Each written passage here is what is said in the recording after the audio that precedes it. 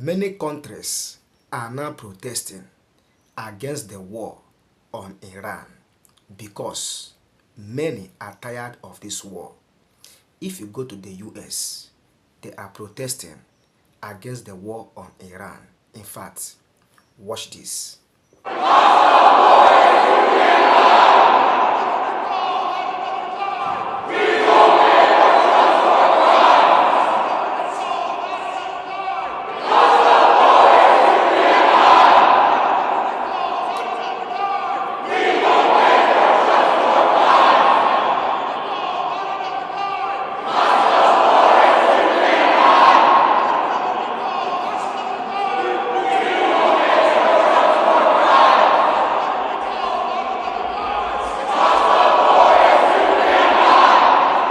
Now, a heavy pressure is on the Prime Minister of Israel, and in Tel Aviv, they are also protesting against the war on Iran.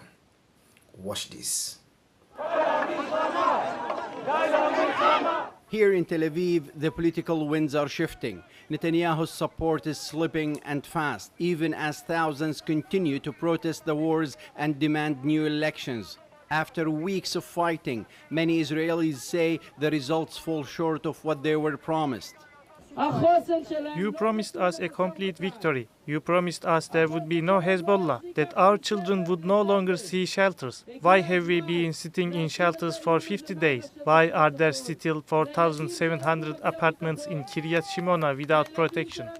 Netanyahu's approval currently stands at 34%, down from 40% at the start of the war, and only 10% of Israelis say the war was successful. I think that we know that Netanyahu keeps these wars alive because he wants to be in a forever war. It serves him politically, it serves him economically, and we understand that it is not in our interest. And the dissatisfaction goes beyond leadership. Support is not collapsing, but it's clearly eroding. 47% say they don't believe Netanyahu's version of events, and 52% of Israelis don't trust him as prime minister. The opposition is seizing on the growing discontent, arguing Netanyahu overpromised and underdelivered. There is also the perception that key decisions were made in Washington, not Tel Aviv. Look, he was losing in the polls before the war. He's losing in the polls now. I fail to see how he can change the narrative and the public perceptions of his prime. Remember, this is an unpopular, broadly unpopular prime minister. I don't see any way in the world that he could spin this in his favor.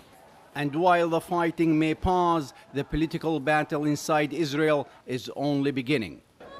Here in Tel Aviv, the pressure on Netanyahu is mounting, and the political fallout is hard to ignore. This is a polarizing politician who has survived crisis after crisis, but few here are ready to write his political obituary. Mohammed Al-Qasim, TRT World, Tel Aviv. All these protests shows that most of the citizens in Iran, both US and Israel, all of them are tired of this war because this war is leading to something else that they cannot describe. So as they protest, I believe that the government should come to their aid and put a stop or put an end to this war so that they will live in peace and harmony. So what do you have to say concerning this video? Drop your opinion in the comment section. Let's know what you think. For more breaking news like this, subscribe, turn on the bell so that when next I publish the next video, you will get notification. See you in the next one, and bye.